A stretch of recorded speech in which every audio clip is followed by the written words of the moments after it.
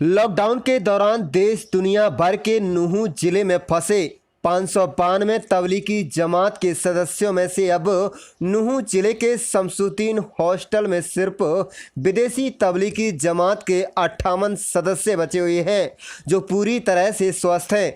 लेकिन इन तबलीगी जमात के सदस्यों के वीज़ा तथा पासपोर्ट जिला प्रशासन के अधिकारियों के पास जमा है। इसके अलावा अभी अंतर्राष्ट्रीय उड़ानें शुरू नहीं हुई हैं, इसलिए यह लोग अभी भी हॉस्टल में जिला प्रशासन की निगरानी में रखे गए हैं। बड़ा मदरसा के संचालक मुफ्ती जाहिद हुसैन ने जब तबलीगी जमात के सदस्यों को घर बेचने या एकांतवास से छुट्टी मिलने के बारे में बातचीत की गई तो उन्होंने कहा है कि केंद्र राज्य सरकारों के अलावा जिला प्रशासन तथा अदालत पर उन्हें पूरा भरोसा है। उन्होंने कहा है कि विदेशी तबलीगी जमात के 58 लोगों के कागजात जिला प्रशासन के पास जमा है। उन्होंने कहा है कि विदेशी तबलीगी जमात के सदस्यों को लेकर उनकी उपायुक्त पंकज कुमार से लगातार बातचीत चल रही है। उन्होंने भरोसा ही नहीं बल्कि पूरा यकीन है कि जिस तरह देश के अलग अलग राज्यों केरल, पंजाब, दिल्ली, उड़ीसा,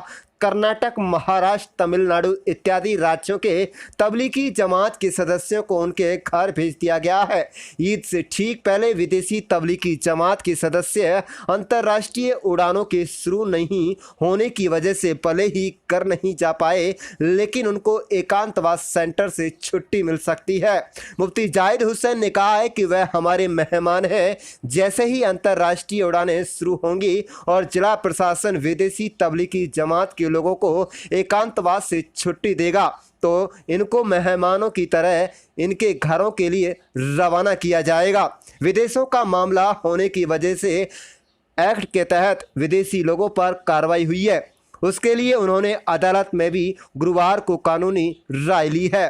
पत्रकारों से बातचीत के दौरान मुफ्ती जाहिद हुसैन ने कहा है कि उन्हें सिस्टम पर पूरा भरोसा है। लगातार सिस्टम का सहयोग मिल रहा है। जिस तरह देश के अलग अलग हिस्सों के लोग उनके घर भेज दिए गए हैं, ठीक इसी तरह विदेशी तबलीगी जमात के सदस्य हालात ठीक होने पर उनके घर भेज दिए जाएंगे। कोशिश उनकी तरफ से की जा रही है। आप देखें लियाकत अली पत्रकार की रिपोर्ट। हमारे जो इंडियन जमातें थी अल्हम्दुलिल्लाह वो सब तकरीबन अपने अपने घर पहुंच चुकी। तो 592 आदमी थे करीब हमारे 9 डिस्ट्रिक्ट में। तो ये केरला के, आसाम के, बंगाल के, कर्नाटक, आंध्रा, तमिलनाडु, महाराष्ट्र वगैरह, पंजाब, दिल्ली, यूपी, हरियाणा सब मिलकर। अब ये फॉरेनर जो हैं, विदेशी जो हैं, ये 58 आदमी हैं। इनका वीज़ा का मसला भी है, इनके पासपोर्ट वगैरह ज़िला प्रशासन के पास में है।